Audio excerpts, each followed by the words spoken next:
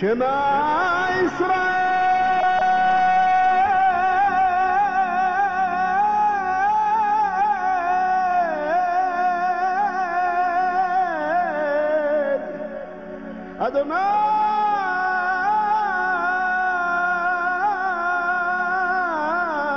Adonai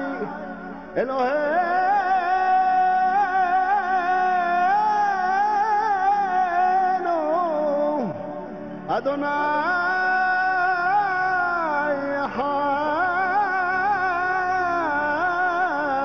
Echad Adonai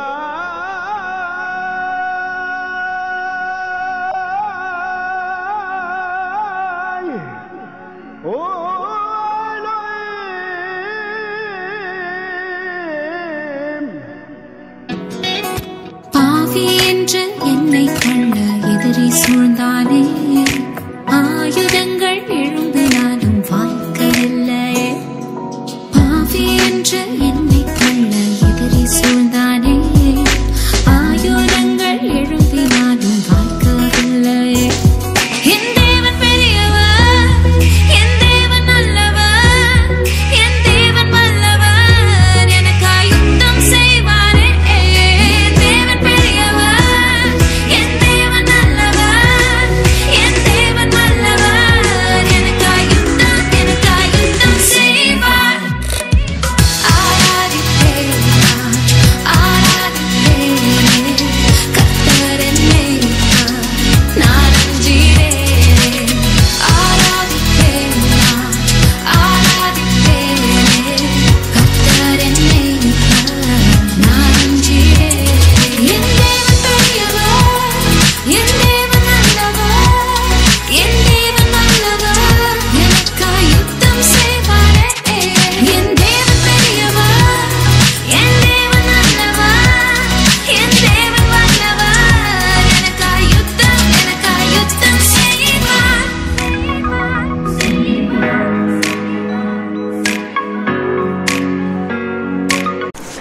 உம்மோடு இருப்பதுதான் என் உள்ளத்தின் வாஞ்சையா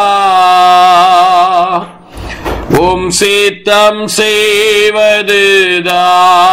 செய்வதுதான் என் இதயத்தின் ஏக்கமையா உரபன ஷேப்ரா உம்மோடு இருப்பதுதான் ஷேப்லேகண்டேப்ரே என் உள்ளத்தின் வாஞ்சையா உம் சித்தம் செய்வதுதான் என் இதயத்தின் ஏக்கமையா உலகமெல்லாம் மாயையா உலகமெல்லாம் மாயையா உம்மன்பொன்றே போதுமையா உம்மன்பொன்றே போதுமையா பிரசன்னம் பிரசன்னம் தேவ பிரசன்னம் ஆஹா பிரசன்னம் பிரசன்னம் தேவ பிரசன்னம் எல்லாம் அப்படி அர்ப்பணித்தவர்களாக இன்னும் உம்மை அறியணுமே இன்னும் உம்மை அறியணுமே இன்னும் கிட்டி சேரணுமே நான் இன்னும் கிட்டி சேரணுமே பிரசன்னம் பிரசன்னம் தேவ பிரசன்னம் ஆஹா பிரசன்னம் பிரசன்னம் தேவ பிரசன்னம் ஷப்ரகரபலகர எல்லாம் அப்படியே அக்னி பாசிலம் ஷேப்ரேகா டாபானா பிரேக்கரா ஷபந்தரா கிளபந்தே பேகனா ஷபா பிரேகபா டபா கபந்தரா Brekanta kabaze bre vlake beta karabana shebe mlekanta gabana shebaraga balankarabanantuda. Thank you appa, thank you appa. Amen. கர்த்தர் நல்லவர். Shalom, praise the Lord. ஆண்டவராகிய இயேசு கிறிஸ்துவின் நாமத்தில், யெஷுவா ஹமஷியாக் நாமத்தில் இந்த இணைப்பில் இணைஞ்சிருக்கிறவங்க எல்லாரையும் அன்போடு கூட வாழ்த்தி நான் வரவேற்கிறேன். கர்த்தர் நம்மை ஆசீர்வதிப்பார். கர்த்தர் நல்லவராகவே இருக்கிறார். அவருடைய கிருபை என்றும் உள்ளது. சோ நம்ம இந்த நாட்கள்ல நம்முடைய ஆவிக்குரிய யுத்தம் என்கிற தலைப்புல, அவர் ஸ்பிரிச்சுவல் வார்ஃபேர் என்கிற தலைப்புல நாம் கர்த்தருடைய வார்த்தைகளை நாம் கவனித்துக் கொண்டிருக்கிறோம். இதற்கு ஆரம்ப வசனங்களாக யாத்திராகமம் 15:3, எபேசியர் 6:12 இந்த 2 வசனங்களையும் நாம் படிச்சிட்டு இருக்கோம். வாசிக்கலாமா? யாத்திராகமம் 15ஆம் அதிகாரம் 3ஆம் வசனம். கர்த்தரே யுத்தத்தில் வல்லவர், கர்த்தர் என்பது அவருடைய நாமம். இங்க அழகா சொல்லியிருக்கு பாருங்க. யகபா ஈஷ் மில்காமா யகபா ஷ்மோ அப்படின்னு இருக்கு. கர்த்தர் யுத்தத்தில் வல்லவர், கர்த்தர் என்பது அவருடைய நாமம் என்று இங்க ரொம்ப அழகா சொல்லப்பட்டிருக்கு. நம்முடைய ஆண்டவர் நமக்கு நல்லவராகவே இருக்கிறார். இதை நீங்க ஒருபோதும் மறக்க கூடாது. நான் ஏன் டெய்லி இதை சொல்றேன் அப்படின்னா, நம்முடைய ஆண்டவர் நல்லவராகவே, நல்லவராகவும் அப்படி கிடையாது. நம்முடைய ஆண்டவர் உங்களுக்கும் எனக்கும் எப்போதும் எந்த நிலையிலும் அவர் நல்லவராகவே இருக்கிறார். ஓகே, அவர் நமக்கு நல்லவராக மட்டும்தான் இருக்கார். அவரிடத்துல எந்த விதமான தீமை இல்லவே இல்லை. சோ அவர் நல்லவராகவே இருக்கிறார். பட் அதே நேரத்தில் அவர் சாத்தானை சந்திக்கும் போது, ஓகே, நம்முடைய எதிராளியாகிய சாத்தானை சந்திக்கிற அந்த நேரத்தில் அவன்கிட்ட அவர் எப்படி இடைபடுகிறார் அப்படின்னா, வல்லவராக இடைபடுகிறார். ஆகவேதான் இங்க கர்த்தர் யுத்தத்தில் வல்லவர் என்று எழுதப்பட்டிருக்கு. யகபா ஈஷ் மில்காமா என்று நம்ம வாசிக்கிறோம். ஓகே, சோ இதுல இருந்து நம்ம இங்க நம்ம அநேக விஷயங்களை நம்ம படிக்கிறோம். சோ நம்ம இன்னைக்கு நம்ம முதல் பாடத்துல நம்ம இருக்கிறோம். இந்த யகபா ஈஷ் மில்காமா கதவு கொஞ்சம் ஒழுங்கா முடியும். ஓகே, சோ நம்ம முதல் பாடத்தில் நம்ம இருக்கிறோம். இந்த யுத்தத்தில் வல்லவராகிய கர்த்தர் யார்? ஓகே, அதுக்கு முன்னாடி எபேசியர் 6:12 வாசிடுவோம். ஏனெனில் மாம்சத்தோடும் இரத்தத்தோடும் அல்ல, துரைத்தனங்களோடும் அதிகாரங்களோடும் இப்பிரபஞ்சத்தின் அந்தகார லோகாதிபதிகளோடும் வான மண்டலங்களில் உள்ள பொல்லாத ஆவியின் சேனைகளோடும் நமக்கு போராட்டம் உண்டு. ஓகே, சோ ஆண்டவர் யுத்தம் பண்ணுவது மட்டும் இல்ல, அவருடைய பிள்ளைங்களா இருக்கிற நம்மளையும் ஆண்டவர் என்ன செய்யறார்னா, இந்த யுத்தத்துல நம்மளை அழைக்கிறார். ஏற்கனவே கல்வாரி சிலுவையில இந்த யுத்தத்தில் அவர் ஜெயம் எடுத்து, எதிரியை ஜெயித்து, அந்த ஜெயத்திலையும் நம்மளை இணைத்துக் கொண்டு, சோ ஜெயாளிகளாக இந்த யுத்தத்துக்கு நம்மளை கர்த்தர் அழைச்சிருக்கிறார். சோ ஆகவே நாம் இந்த யுத்தத்தில் ஜெயம் எடுப்பதற்கு இந்த யுத்தத்தில் வல்லவராய் இருக்கிற நம்முடைய கர்த்தர் யார் என்பதைத்தான் நம்ம முதல் பாடமாக நாம் படிக்கிறோம். சோ அதுல நான் உங்களுக்கு 3 கருத்துக்களை, அதாவது 2 கருத்துக்களை முழுசா படிச்சோம். நேற்றைக்கு நம்ம 3வது கருத்தை ஆரம்பிச்சோம். ஓகே, என்னெல்லாம் படிச்சோம்? அந்த 2 கருத்துக்கள் என்ன, யாராவது சொல்ல முடியுமா? நம்முடைய கர்த்தர் யார்? யுத்தத்தில் வல்லவராகிய கர்த்தர் யார்? ஐயா, அது சொல்றீங்க. எஸ் எஸ், அவர் நம்முடைய அப்பாவாக இருக்கிறார். ஓகே, அதுக்கப்புறம் நேத்து நம்ம பார்த்தது அவர் நம்ம ஆழங்களில் இருந்து அசைவாடி. ஓகே, ஆழங்களில் அசைவாடி சூழ்நிலைகளை மாற்றுகிறவர். ஓகே, ஆழங்களில் அசைவாடி நம்முடைய சூழ்நிலைகள் எல்லாம் மாற்றுகிறவர். அதை நம்ம பார்த்தோம். நம்ம அப்பா யாரு? நம்ம தெய்வம் யாரு? இந்த யுத்தத்தில் வல்லவராய் இருக்கிற கர்த்தர் யார்? அதுதான் நம்ம படிச்சுட்டு இருக்கோம். ஓகே, நேற்றுக்கு நம்ம முடிக்கிற நேரத்துல 3வது கருத்து கூட நம்ம நுழைஞ்சோம். என்னது? இணைப்பை, ஓகே, இணைப்பை ஏற்படுத்தியவர். ஓகே, இதுதான் நம்ம படிக்க ஆரம்பிச்சோம். சோ அதுல ஆதியாகமம் 2:7 நம்ம படிச்சோம். அவர் பாருங்க முகமுகமாய் ஆண்டவர் நம்ம கூட வைத்திருக்கிற இந்த உறவு என்பது முகமுகமாய், ஓகே, ஃபேஸ் டு ஃபேஸ். எப்படி குமாரன் வார்த்தையாய் இருந்த நம்முடைய ஆண்டவர் இயேசு உலக தோற்றத்துக்கு முன்பாகவே பிதாவாகிய தேவனுக்கு முன்பாக முகமுகமாய் அவரோடு உறவாடினாரோ அதே மாதிரி நம்மளையும் ஆண்டவர் முகமுகமாய் உறவாடும்படியாகவே நம்மளை அழைச்சிருக்கிறாரு.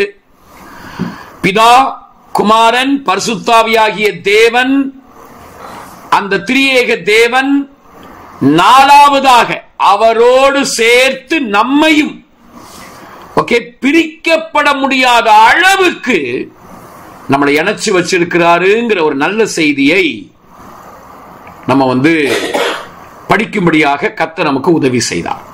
சோ நம்ம அதை படிச்சோம். ஆதி மனுஷன் பாவம் செய்த போது அவன் இந்த உறவை இழந்தான். ஆக்சுவலா ஆண்டவர் அவனை விட்டு பிரியல, இவன் தான் அவரை விட்டு பிரிஞ்சான். ஓகே, நீங்க அதனால விளங்கிக்கணும். மனிதன் பாவம் செய்த பின்பும் ஆண்டவர் அவனை தேடிதான் வர்றார். ஆதாமே நீ எங்க இருக்கிற அப்படின்னு தேடிதான் வர்றார்.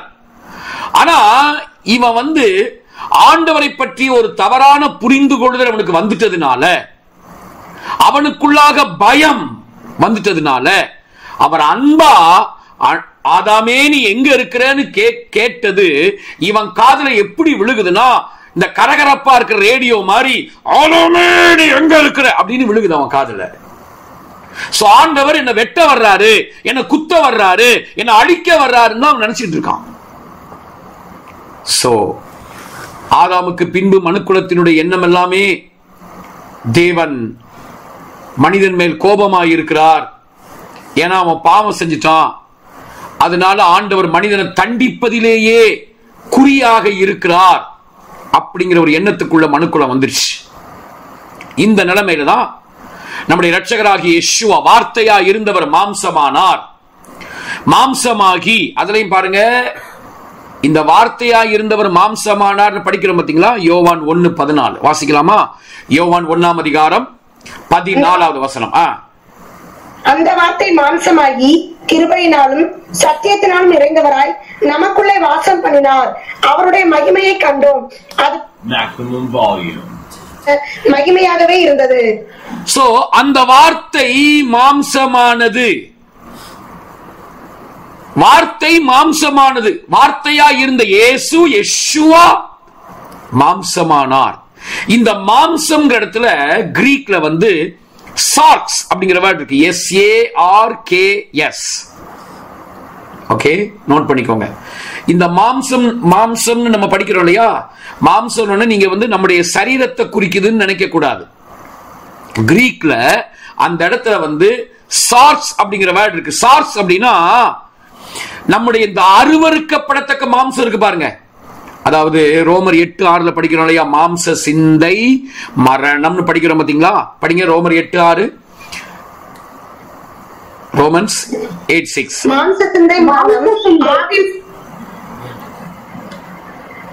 மாம்ச சிந்தை மரணம், ஆவியின் சிந்தையோ ஜீவனும் சமாதானமுமா.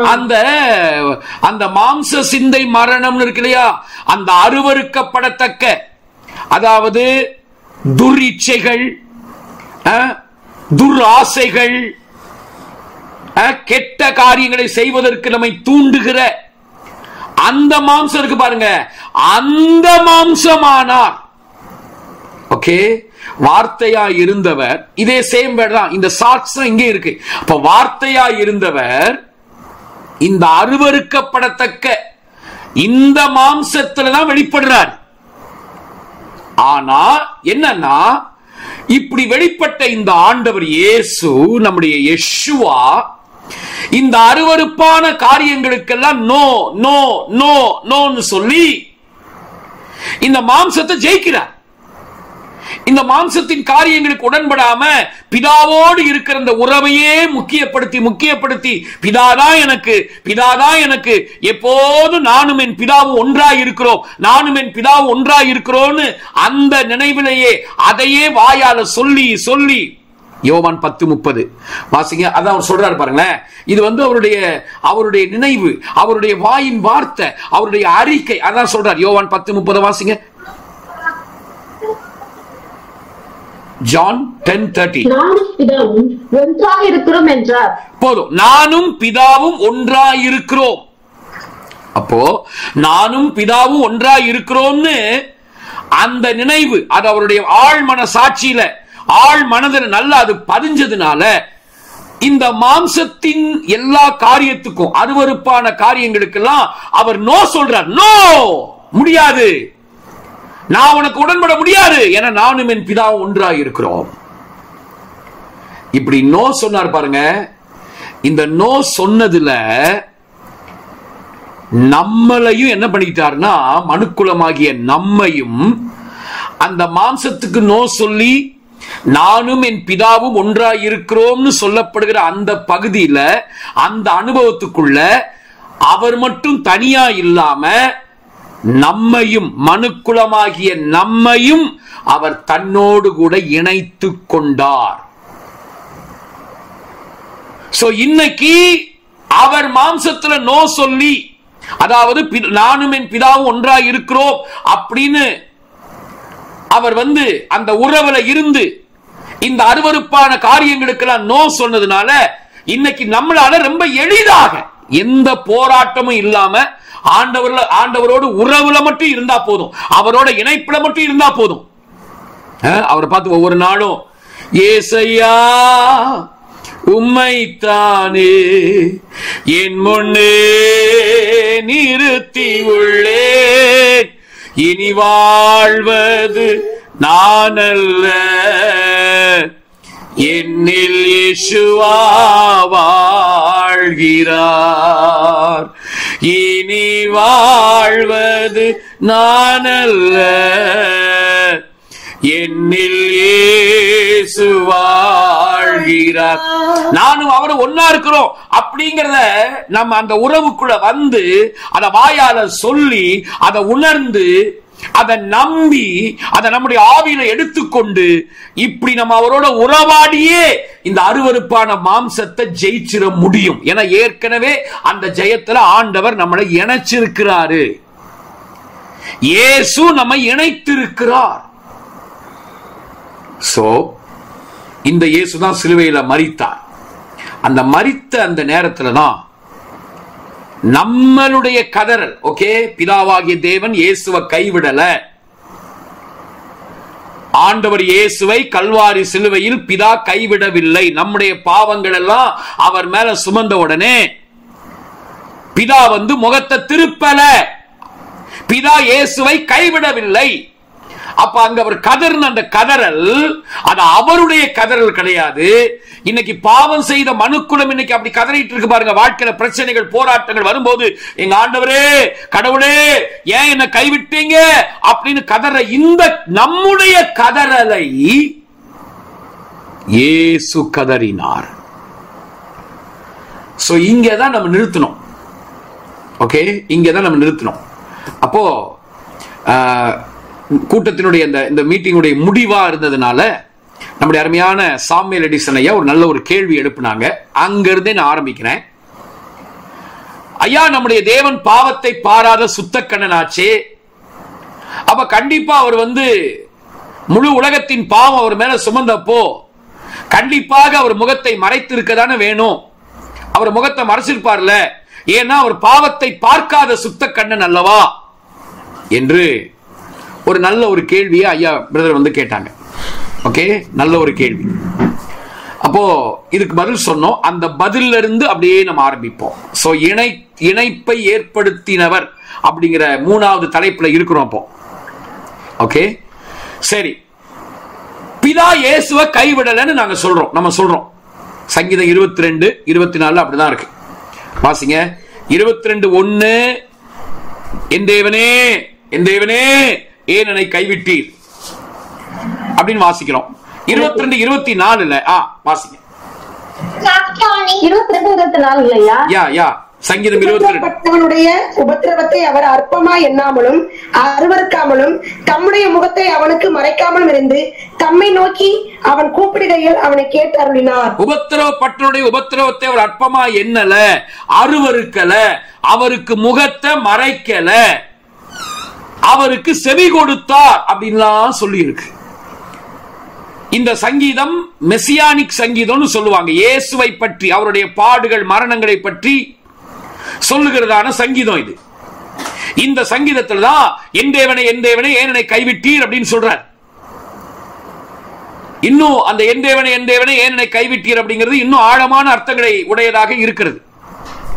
இப்போ அங்க இயேசுவை பிதா கைவிடல. ஓகே, இயேசுவை பிதா கைவிடல. அதனாலதான் கவனிங்க, அங்க ஆக்சுவலா அவர் என் தேவனே ஏன் என்னை கைவிட்டீர் அப்படின்னு சொன்னது மட்டும் இல்லை. இன்னும் கொஞ்சம் ஆழமா போனா அந்த ஏலி ஏலி லாமா சபக்தானி அப்படிங்கிற அந்த வார்த்தைக்கு அர்த்தமே ஆண்டவரே தேவனே இன்னும் ஏன் என்னை எடுத்துக்கொள்ளாமல் இருக்கிறீர் அப்படின்னு கேட்கிறார். அந்த மாதிரி அர்த்தத்துல வருது அது.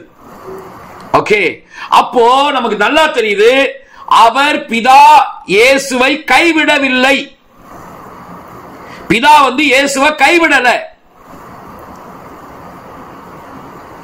அப்போ இதுக்கு என்ன அர்த்தம்? பாவத்தை பார்க்காத சுத்த கண்ணனே. சரி, ஆபுக்குக்கு 1:13 வாங்க. அந்த வசனத்தை நிறுத்தி நிதானமா படிங்க. அந்த வசனத்துல உண்மையிலே என்ன சொல்லப்பட்டிருக்குங்கிறத நம்ம பார்க்க முடியும். ஓகே, ஆபுக்குக்கு 1:13. தீமையை பார்க்க மாட்டாத சுத்த கண்ணனே, அநியாயத்தை நோக்கி கொண்டிருக்க மாட்டீரே, பின்னை துரோகிகளை நீர் நோக்கி கொண்டிருக்கிறது என்ன? துன்மார்கன் தன்னை பார்க்கிலும் நீதிமானை விழுங்கும் போது நீர் மௌனமாய் இருக்கிறது என்ன? அங்க பாவத்தை பார்க்காத சுத்த கண்ணனே இல்ல. அந்த வசனம் தீமையை பார்க்காத சுத்த கண்ணனே அப்படின்னு இருக்கு. ஓகே, சரி, நீங்க சொல்ற மாதிரி கூட பாவத்தை பார்க்காத சுத்த கண்ணனே இருக்கிறதாவே வச்சுக்கோமே. ஆனா அங்க அவர் என்ன சொல்றாரு? நீர் அநியாயத்தை நோக்கி கொண்டிருக்க மாட்டீரே, பின்ன ஏங்க ஐயா? அப்படி இருந்தும் ஏன் ஐயா இப்ப நீங்க அநியாயம் பண்ணிட்டு இருக்கா, அவன் தீமை செய்யறான், நீங்க பார்த்துக்கிட்டு சும்மாதானையா இருக்கீங்க அப்படின்னு அவர் அங்க கதறுகிறார். ஆக்சுவலா அங்கலாய்க்கிறார். தீர்க்கதரிசி கடவுளை பார்த்து அங்கலாய்ப்போடு கேட்கிறார். நமக்கு இந்த முதல் பகுதியை மாத்திரம் சொல்லிட்டு அதோட விட்டுட்டாங்க. ஆனா அந்த உண்மையிலே அங்க என்ன சொல்லப்பட்டிருக்கு? நீங்க தீமையை பார்க்காத சுத்த கண்ணன் தான் ஐயா, நீங்க அநியாயத்தை சகிக்க மாட்டீங்க ஐயா. அப்படி இருந்தும் இப்ப இங்க அநியாயம் நடந்துகிட்டு இருக்கு ஐயா. என்ன அநியாயம் நடக்குது? நீதிமான துன்மார்க்கன் ஒடுக்குறான். திரும்ப படிங்கம்மா, திரும்ப படிங்க. ஆபுக்குக்கு 1:13.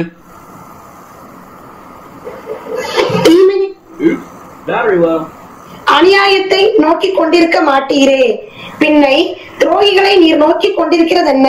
துன்மார்க்கன் தன்னை பார்க்கிலும் நீதிமானை விழுங்கும் போது நீர் மௌனமாய் இருக்கிறது என்ன?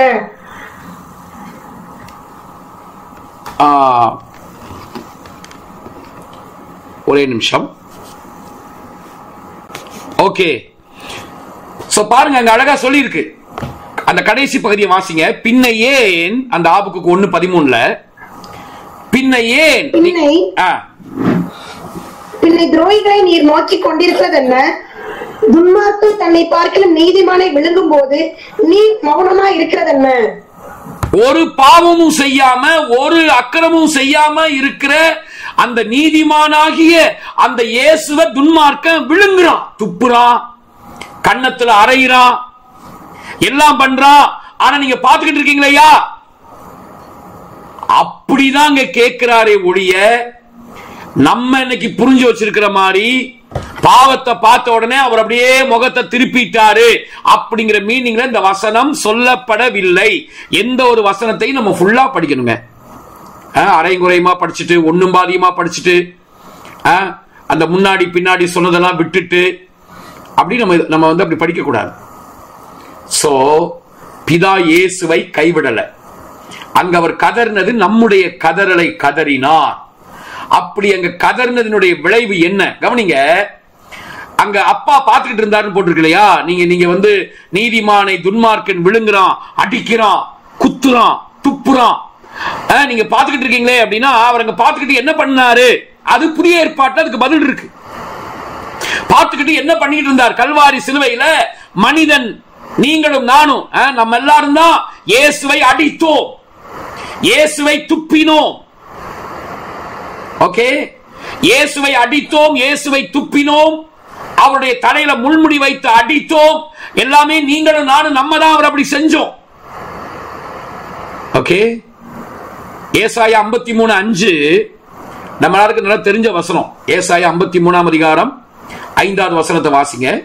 ஏசாயா 53:5. நம்முடைய மீறுதல் நிமித்தம் அவர் காயப்பட்டு நம்முடைய அக்கிரமங்களின் நிமித்தம் அவர் நொறுக்கப்பட்டார். நமக்கு சமாதானத்தை உண்டு பண்ணும் ஆக்கினை அவர் மேல் வந்தது, அவருடைய தழும்புகளால் குணமாகிறோம். சோ நம்முடைய மீறுதல்கள் தான் அவரை காயப்படுத்தியது, நம்முடைய அக்கிரமங்கள் தான் அவரை நொறுக்கியது. நமக்கு சமாதானம் வரணுங்கிறதுக்காக தான் அவரை நாம் தான் தண்டித்தோம், பிதா அவரை தண்டிக்கல. ஓகே, பிதாவாகிய தேவன் அவரை தண்டிக்கவில்லை, நம்ம தான் தண்டிச்சோம் அவரை. அவருடைய தழும்புகளால் நாம் இப்போ குணமாகி இருக்கிறோம். இப்போ இப்படி நம்ம அடிக்க அடிக்க அடிக்க அப்பா என்ன செஞ்சாரு? பிதா என்ன செய்து கொண்டிருந்தார்? அங்க என்ன நடந்துச்சு அப்படின்னா 2 கொரிந்தியர் 6ஆம் அதிகாரத்துல 2 கொரிந்தியர் 6ஆம் அதிகாரம் அதனுடைய 18, 19, 20 வசனங்களை படிக்கும் போது, ஓகே, 2 கொரிந்தியர் 5ஆம் அதிகாரம், சாரி 2 கொரிந்தியர், ஒரு நிமிஷம் சார், 2 கொரிந்தியர் 5ஆம் அதிகாரம், 2 Corinthians chapter 5 5ஆம் அதிகாரத்துல 18. இவையெல்லாம் தேவனாலே உண்டாயிருக்கிறது. அவர் இயேசு கிறிஸ்துவை கொண்டு நம்மை தம்மோட ஒப்புரவாகுதலின் ஊழியத்தை எங்களுக்கு ஒப்பு கொடுத்தார். அது என்னவெனில், தேவன் உலகத்தாருடைய பாவங்களை எண்ணாமல் கிறிஸ்துவுக்குள் அவர்களை தமக்கு ஒப்புரவாகுதலின் உபதேசத்தை எங்களிடத்தில் ஒப்புவித்தார். பாருங்க, போதும் அடுத்த பகுதி அப்புறம் படிப்போம். பாருங்க, உலகத்தாருடைய பாவங்களை எண்ணாமல் பிதாவாகிய தேவன் நம்ம இயேசுவை அடிக்க அடிக்க அடிக்க அவர் அடிச்ச பாருங்க. அந்த அடிக்கிற அந்த ஒவ்வொரு அடி அவர் வாங்கும் போது என்ன பண்ணார் தெரியுமா? பிதாவாகிய தேவன் இயேசுவோடு கூட இருந்துகிட்டு நம்மள அப்படின்னு முத்தம் கொடுத்து அப்படியே அரவணைச்சுக்கிட்டே இருந்தாராம். இந்த ஒப்புரவாக்கினார் அப்படிங்கிற அந்த வார்த்தை கிரீக்ல நம்மை முத்தமிட்டு கொண்டே இருந்தார் அப்படின்னு இருக்கு. பிரதர், சிஸ்டர், ஐயா, அம்மா, நம்ம கூட இணைப்பை ஏற்படுத்தி இந்த ஆண்டவர் யாரு? இந்த தேவன் யார்? நம்ம நினைக்கிறோம் பழைய ஏற்பாட்டுல பிதா எரிச்சலா இருப்பாரு, என்னமோ இயேசு வந்ததுக்கு அப்புறம் தான் நம்ம மேல இருக்கிற எல்லா எரிச்சலையும் தூக்கி இயேசு மேல போட்டாரு அப்படின்னு நம்ம நினைக்கிறோம். இதெல்லாம் ஒரு 200 வருஷத்துக்கு முன்னாடி வந்த பீனல் சப்ஸ்டிடியூஷன் தியரி அப்படிங்கறதான ஒரு தியரி. அதுக்கு முன்னாடி இருந்த வேத பண்டிதர்கள் யாரும் இன்னைக்கு நம்ம புரிஞ்சு வச்சிருக்கிற மாதிரி புரிஞ்சு வைக்கல. அங்க உண்மையிலே என்ன நடந்துச்சு? பேதுரு, பவுல் அவங்க எல்லாம் எப்படி இதை விளங்கி கொண்டார்கள்? என்ன நடந்தது? இயேசுவை நம்ம அவரை அடிச்சோம், நம்முடைய மீறல் அவரை காயப்படுத்தியது, நம்முடைய அக்கிரமம் அவரை நொறுக்கியது, நமக்கு சமாதானத்தை கொடுக்கும்படியாக நாம் தான் அவரை தண்டித்தோம். நம்முடைய வன்முறையின் சுபாவம், நமக்குள்ள இருந்த கலகம், வன்முறை, கோபம் எல்லாம் அப்படியே ஒட்டுமொத்தமா இயேசுவின் மேல நம்ம தான் காமிச்சோம், அவர் காட்டல. பிதா கோபப்படலையா? அம்மா, பிதா கோபப்படல, நம்ம தாங்க கோபத்துல அவர் அடி அடி அடின்னு அடிச்சோம். அப்படி அடிக்கும் போது இளைய குமாரனை இந்த நல்ல அப்பா எப்படி முத்தமிட்டாரோ, தூரத்தில் அவன் வருவதை கண்டு எப்படி ஓடி போய் அவனை முத்தமிட்டாரோ, இங்க இந்த ஒப்புரவாக்கினார்ங்கிற வார்த்தை தொடர்ச்சியாக உலகத்தாருடைய பாவத்தை எண்ணாமல் தொடர்ச்சியாக அவனை முத்தமிட்டு கொண்டே இருந்தார். அப்படி முத்தம் கொடுத்துக்கிட்டே இருந்தாரா? மகனே வா, உன் வேதனை எனக்கு புரியுது, உன் கோபம் எனக்கு புரியுது, என் குமாரனை அடிச்சாலும் பரவாயில்ல, நான் உன்னை அணைக்கிறேன் அப்படின்னு முத்தமிட்டு கொண்டே இருந்தார். இந்த ஒப்புரவாகுதலின் வேலையைத்தாங்க கல்வாரி சிலுவையில இயேசு செய்தார். பிதாவாகிய தேவன் செய்தார். இங்கதான் நம்ம இணைக்கப்பட்டோம். பிதாவோடு கிறிஸ்துவின் மூலமாய் உங்களை என்னையும் அவர் இணைத்துக் கொண்டார். ஆகவே நம்ம அழகா நம்முடைய பக்தர்கள் பாடியிருக்கிறார்கள். பாவியாக இருக்கையிலே அன்பாய் பாரில் உன்னை தேடி வந்தாரே. பாவியாக இருக்கையிலே அன்பாய் பாரில் உன்னை தேடி வந்தாரே. நீசன் என்றுன்னை தள்ளாமலே நேசனாக மாற்றிடவே. நீசன் என்றுன்னை தள்ளாமலே நேசனாக மாற்றிடவே. இயேசுவின் மாறான்பிதே அதினாழம் அறியலாகுமோ. இதற்கின ஏதும் வேறில்லையே, இணையேதும் வேறில்லையே. இதற்கின ஏதும் வேறில்லையே, இணையேதும் வேறில்லையே. உள்ளத்தாலவரை தள்ளினும் தம் உள்ளம் போல நேசித்ததினால். உள்ளத்தாலவரை தள்ளினும் தம் உள்ளம் போல நேசித்ததினால். அல்லல் யாவும் அகற்றிடவே ஆதிதேவன் பலியானாரே. அல்லல் யாவும் அகற்றிடவே ஆதிதேவன் பலியானாரே.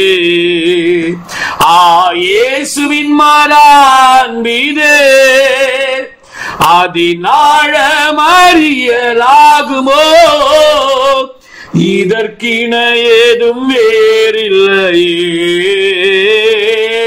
இணையேதும் வேறில்லையே. இதற்கின ஏதும் வேறில்லையே, இணையேதும் வேறில்லையே. எத்தனை பெரிய அன்பு! நம்ம அவரை அடிச்சோங்க, நம்ம அவரை குத்துனங்க, ஆனா பிதா அந்த குத்துன நம்மளை அப்படியே அரவணைச்சு முத்தம் கொடுக்கிறாருங்க. நம்ம இயேசுவை ரத்தம் சிந்த வைத்தோம், ஆனா பிதாவாகிய தேவன் உங்களை என்னையும் நம்ம ரத்தம் சிந்த வச்சோம். பாத்தீங்களா? நம்ம ரத்தம் சிந்த வச்ச அதே நேரத்துல ரத்தம் சிந்த வைத்த உங்களை என்னையும் முத்தமிட்டு அரவணைத்த பிதா.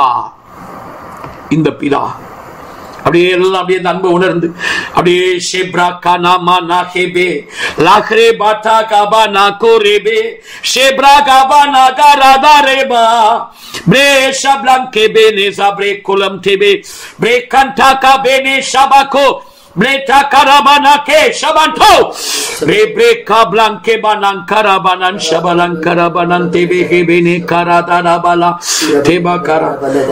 ஆலிவ பையனுக்கு இதை சொல்லி கொடுத்தா அவன் துணிகரமா போய் பாவம் செய்வானா?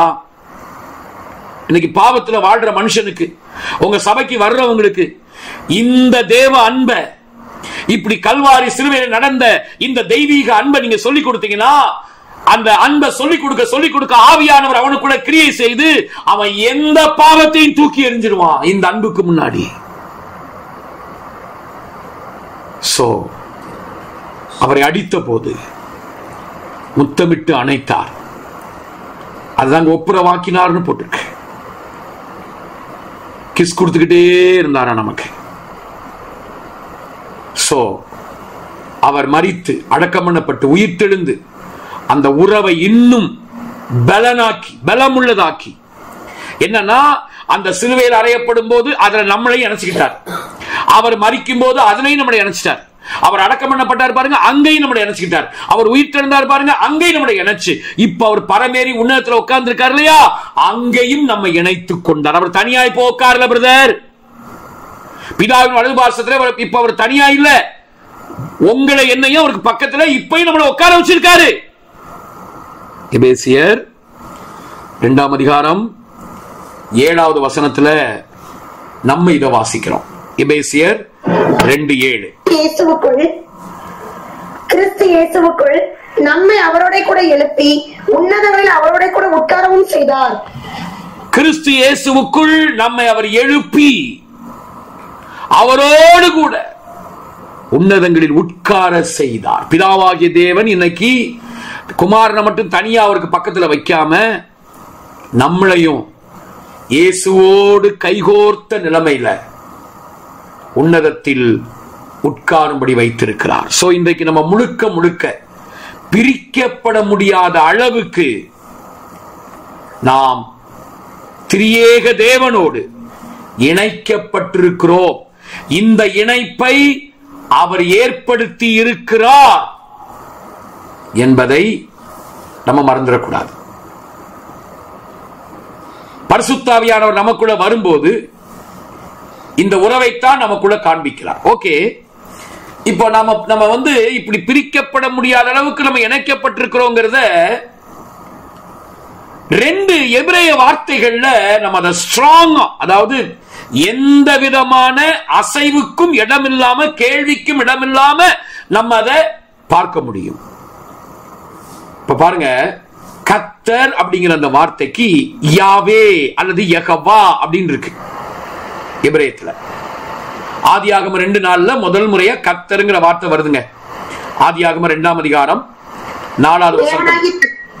தேவனாகி கர்த்தர் பூமியையும் வானத்தையும் உண்டாக்கின நாளிலே வானமும் பூமியும் சிருஷ்டிக்கப்பட்ட வரலாறு இவைகளே. 7ஆம் வசனம் படிங்க. ஆதியாகமம் 2:7.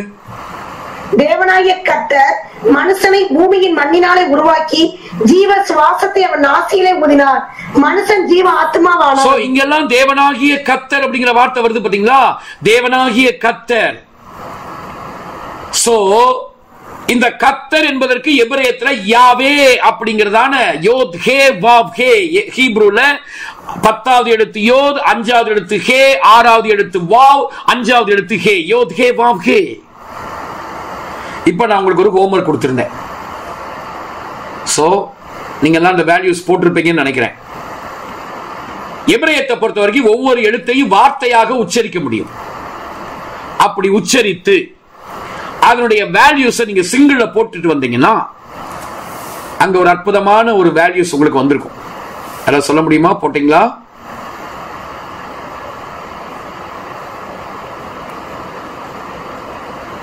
ஐயா ட்ரை பண்ணாங்க ஐயா. ட்ரை பண்ணீங்களா? என்ன வந்தது? ஆமா ஐயா. ஐயா சிங்கிள் டிஜிட் அதெல்லாம் ஐயா ஆமா ஆமா ஆமா ஆமா ஆமா சிஸ்டர். யோத்கே வாவ்கேல வந்து லாஸ்டா ஃபைனலா 2 வந்துச்சுங்க ஐயா. யோதுக்கு தனியா 2, கேக்கு தனியா 6. ஓகே. அந்த மாதிரி திருப்பி வந்து வாவுக்கு தனியா வந்து ஆமா 3 வந்துச்சுங்க ஐயா. ஓகே நான் ரொம்ப கன்ஃபியூஸ் பண்ணி எழுதி இருக்கேன். அதனால யோதுக்கு 2 வந்திருக்கு, ஹேக்கு 6 வந்திருக்கு. ஓகே, வாவுக்கு வந்து எங்க எழுதி இருக்குன்னு தெரியல. மறுபடியும் ஹேக்கு வந்து 6 வந்திருக்கு. ஓகே சார், நம்ம திரும்ப இப்ப பாத்துருவோம். இந்த யாவே அப்படிங்கிற இந்த வார்த்தைய நீங்க வந்து வார்த்தையா உச்சரித்தீங்கன்னா, இப்ப நீங்க நம்ம கிளாஸ் தானே, ஒன்றும் பிரச்சனை இல்லை. ஓகே, நீங்க அழகா நீங்க இப்ப போடலாம். இந்த யோத்கே வாவ்கே வார்த்தையா உச்சரிக்கும் போது, யோத வந்து வார்த்தையா போடும்போது யோத் வாவ் டாலெட். ஓகே, இந்த 3 எழுத்துக்கள் சேர்ந்ததுதான் யோத். ஓகே, இதுக்கு மட்டும் இப்ப நீங்க சிங்கிள்ல போடுங்க. யோத் வாவ் டாலெட். 10 plus 6 போடுங்க ஐயா. 2 20 2 plus 0 2. ஓகே, யோத் வாவ் டாலெட். இல்ல சார், யோதுக்கு 1, வாவுக்கு 6, டாலத்துக்கு 11. ஓகே, அப்படி போடுங்க சார், அப்படி போடுங்க 11. ஓகே, அடுத்து ஹே ஆலேஃப், அதுக்கு போடுங்க ஹே 6. ஓகே, அடுத்து வாவ் யோத் வாவ் 13. அடுத்து ஹே ஆலேஃப் 6. ஓகே, இப்ப எல்லாத்தையும் சிங்கிள் அப்படியே கூட்டுங்க. 1 plus 1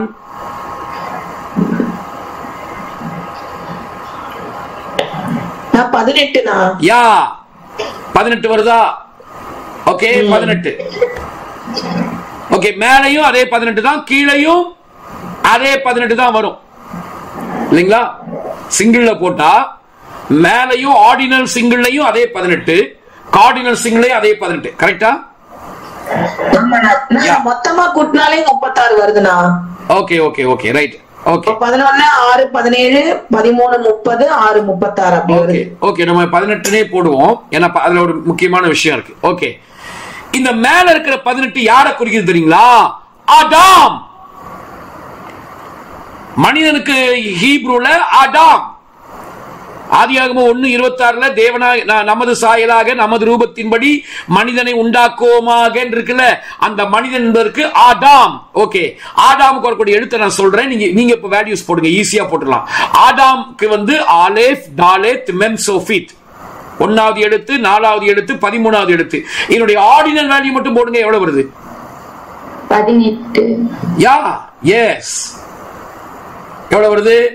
அழகா சொன்னாங்க ரூபினி, 18. ஓகே, 18 தானே? ஆலேஃப் டாலேத் மெம் 18.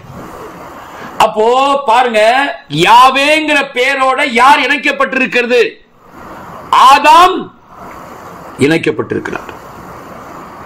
அதாவது மனிதர்களாகிய நம்ம எல்லாம், ஆதாம் என்பது ஒரு மனிதனை குறிப்பது மட்டும் இல்ல, முழு மனுக்குலத்துக்கும் அதே சேம் வேர்ட் தான் ஆதாம்.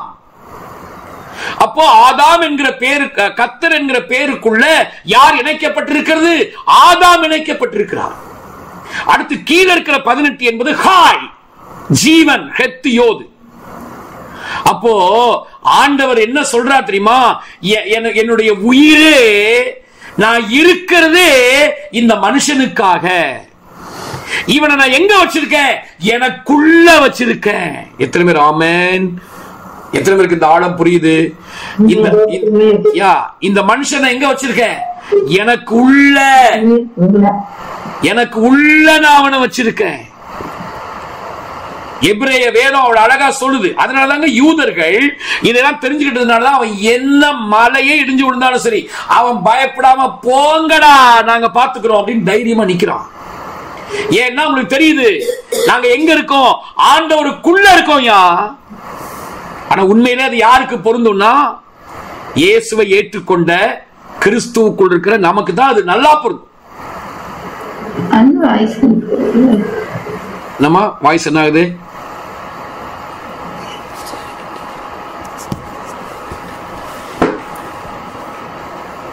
ஓகே, இப்ப கேக்குதா? வாய்ஸ் நல்லா கேக்குதா? நல்லா தான் கேக்குதுண்ணா. ஓகே, சோ பாருங்க, அப்போ கர்த்தர் அப்படிங்கிற யாவேங்கிற பேருக்குள்ள நீங்களும் நானும் இருக்கோம். அருமையான பிரதர்ஸ் அண்ட் சிஸ்டர்ஸ், கர்த்தர் அவருடைய பேருக்குள்ள உங்களை என்னையும் வச்சிருக்கிறார். அவருக்குள்ள நம்மளை வச்சிருக்காரு. நம்மளை உயிர் போல வச்சிருக்காருங்க. உயிராக நம்மளை வச்சிருக்காரு. அதனாலதான் மனுஷனை இழந்தப்போ மனுஷனுக்காக தன்னுடைய உயிரையே கொடுக்க வந்தார். ஏன்னா அங்க அந்த 2:18 என்ன சொல்லுதுன்னா, என் உயிரே உனக்காக தான் அப்படின்னு அவர் சொல்ற மாதிரியான அந்த உறவு அது. உயிரே உனக்காக. ஓகே, என் உயிர் இருக்கிறதே உனக்காக தான். நீ எவ்வளவு தூரமா போனாலும், நீ எவ்வளவு விழுந்திருந்தாலும், நீ எவ்வளவு அருவருப்பான நிலைமைக்கு நீ போயிருந்தாலும், அங்க வந்து இறங்கி வந்து உன்னை நான் தூக்கிடுவேன்டா, உன்னை நான் தூக்கிடுவேன் அப்படின்னு சொல்லக்கூடிய அளவுக்கு, என் உயிரே உனக்காக அப்படின்னு சொல்லக்கூடிய அளவுக்கு கர்த்தர் அவருக்குள்ள உங்களை என்னை வச்சிருக்கிறார். பிரதர் சிஸ்டர், எவ்வளவு பெரிய பாக்கியம் நமக்கு. யாவே. அடுத்து பாருங்க, இந்த ஆதாம் அப்படிங்கிற பேர் இருக்கு இல்லையா? ஆதாம், ஆலேஃப் டாலேத் மெம். இத நீங்க பாத்தீங்கன்னா இதுலயும் மூணு எழுத்து இருக்கு. ஆதாம். ஓகே, இப்ப யாவே நமக்கு தெரிஞ்சிருச்சு, நம்ம எல்லாரும் அவருக்குள்ள இருக்கிறோம். இப்ப இந்த ஆதாம், ஆலேஃப் டாலேத் மெம். ஆலேஃபுக்கு வந்து ஆலேஃப் லாமேட் பே, இதையும் வார்த்தையா உச்சரிக்கணும். ஆலேஃப் லாமேட் பே, அதுக்கு போடுங்க சிங்கிள்ல ஆலேஃப் லாமேட் பே. எவ்வளவு வருது சொல்லுங்க?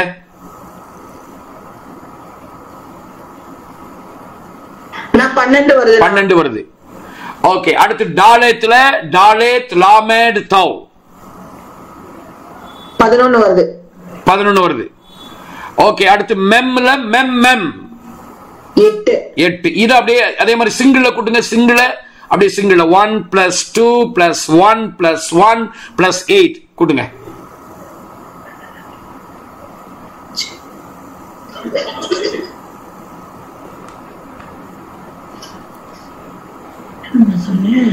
எவ்வளவு வருது? 1 + 12 1 + 2 11 1 + 1 13 வருதுனா. 13. மேலையும் 13 கீழையும் 13 கூட்டினா 13 13 யா கூட்டினா 26. 26. யார் இந்த 26?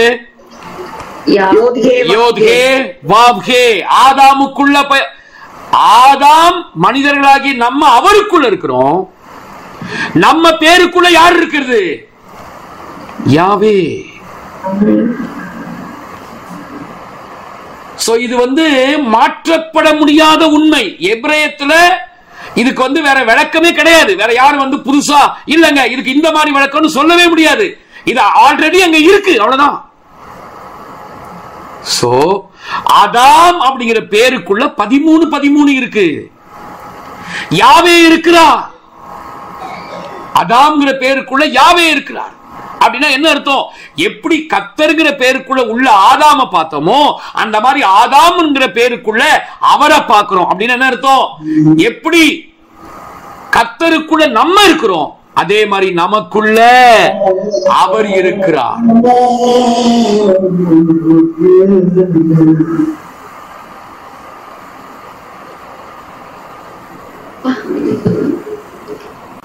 சோ பாருங்க, ஆதாமுக்குள்ள யாரை பார்க்கிறோம்? கர்த்தரை பார்க்கிறோம். எப்படி கர்த்தருக்குள்ள ஆதாம் இருந்தாரோ அதே மாதிரி ஆதாமுக்குள்ள கர்த்தர். அப்படின்னா என்ன அர்த்தம்? நம்ம எல்லாம் அவருக்குள்ள இருக்கிறோம், அதே மாதிரி அவரு நமக்குள் இருக்கிறார். இது பிரிக்கப்படவே முடியாத அளவுக்கு இணைக்கப்பட்டிருக்கிற இணைப்பு. இது பிரிக்கப்பட முடியாத இணைப்புங்க. இந்த இணைப்புக்குள்ள இருக்குது பிணைப்பு. இந்த இணைப்பை அறிந்து கொண்டால் நம்ம வாழ்க்கையில வரும் இனிப்பு. ஓகே, இந்த இணைப்பை தெரிஞ்சுக்கிட்டா நமக்கு வராது கசப்பு. ஓகே, சோ கர்த்தர் நம்மளை பிரிக்கப்பட முடியாத அளவுக்கு இணைத்து வச்சிருக்கார். நம்ம அப்படிப்பட்ட இணைப்புக்குள்ள இருக்கிறோம். அவர் நமக்குள்ள, நம்ம அவருக்குள்ள. இது எப்ப நம்முடைய வாழ்க்கையில நம்ம அதை அனுபவிக்கிறோம் அப்படின்னா, பரிசுத்த ஆவியானவரை நமக்குள்ள பெறும்போதுதான், ஆவியானவர் நமக்குள்ள வரும்போதுதான் நம்ம இதை அனுபவிக்கிறோம். யோவான் 14ஆம் அதிகாரம் 16வது வசனம், அப்புறம் 20வது வசனம் வாசிங்க. யோவான் 14:14.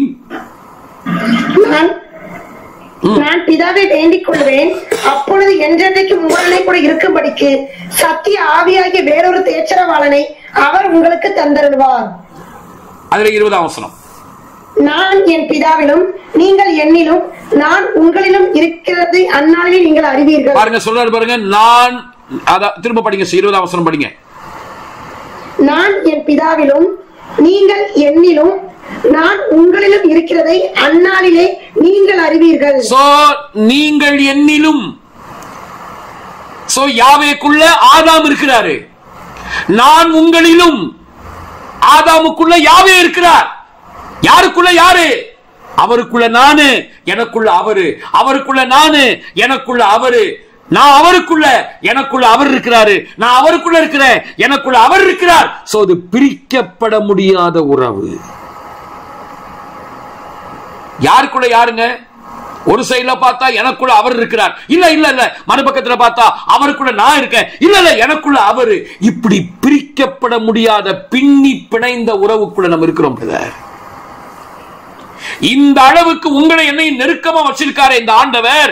நம்ம இந்த பேய்க்கு, இந்த எதிராளிக்கு பயப்படலாமா? இப்படி இணைப்புக்குள்ள இருக்கிற நம்மள அவன் தொற்ற முடியுமா? நம்மள அவன் ஜெயிச்சிட முடியுமா?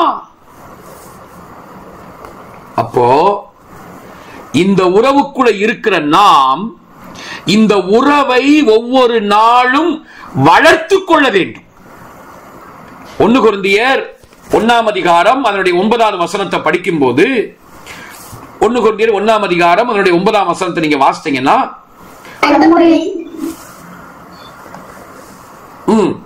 படிங்க.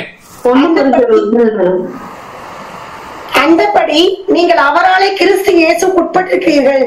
எழுதியிருக்கிறபடி மேன்மை பாராட்டுகிறவன் கர்த்தரை குறித்தே மேன்மை பாராட்டத்தக்கதாக அவரே தேவனால் நமக்கு ஞானமும் நீதியும் பரிசுத்தமும் மீட்புமானார். ஓகே, 1 கொரிந்தியர் 1ஆம் அதிகாரம் எத்தனாம் வசனம் படிச்சீங்க? 30 9ஆம் வசனத்தை படிங்க. அதையும் படிச்சுங்க. தம்முடைய குமாரனும் நம்முடைய கர்த்தருமாய் இருக்கிற இயேசு கிறிஸ்துவுடனே ஐக்கியமாய் இருப்பதற்கு உங்களை அழைத்த தேவன் உண்மையுள்ளவர். உங்களை என்னையும் ஆண்டவர் ஐக்கியமாய் இருக்கிறதுக்கு அழைச்சாராம். அந்த பிரிக்கப்பட முடியாத அந்த இணைப்புக்குள்ள நம்ம இருக்கும்படியாக, அந்த ஐக்கியத்துக்குள்ள நம்ம இருக்கும்படியாகவே நாம் அழைக்கப்பட்டிருக்கிறோம்.